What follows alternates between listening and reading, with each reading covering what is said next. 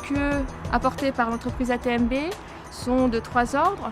Le premier, ça concerne le choix des matériaux de construction et des procédés de construction en phase chantier et aussi en phase exploitation.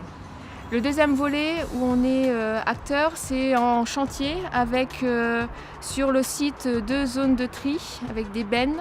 Troisième volet, c'est en phase exploitation. On a par exemple installé une citerne de récupération d'eau pluviale de capacité 100 m3 qui permettra à terme de répondre à 80% des besoins du site. C'est également l'amélioration des conditions de travail des équipes et c'est aussi le tri de nos déchets d'activité.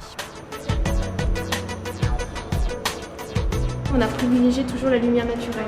Dès qu'on pouvait, hop, lumière naturelle. Et donc dans l'atelier, la première partie là, c'est une largeur de 15 mètres de bâtiment. Et après, à partir de l'atelier et tout, l'ensemble, c'est 20 mètres. Alors le travail au quotidien ne sera pas modifié, il sera facilité par tous les aménagements nouveaux qu'on va retrouver sur ce site. Les véhicules qui sont stockés à l'abri, l'hiver beaucoup plus facile. Moins d'usure du matériel vu qu'il est stocké au chaud. Le sel qui est stocké aussi dans un hangar, donc plus à l'air libre. Moins de dégradation de sa qualité, plus facile à épandre, beaucoup plus efficace. Et donc voilà, ce que je disais, c'est que là, ça va être fermé sur cette paroi-là. Et par contre, cette galerie-là sera entièrement vitrée. On va travailler dans un environnement beaucoup plus grand.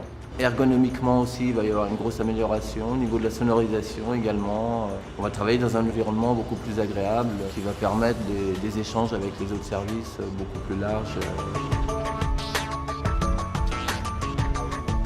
On a un programme avec, à la clé, une certification environnementale, NF HQE tertiaire pour les bâtiments logistiques, qu'a souhaité mettre en place ATMB.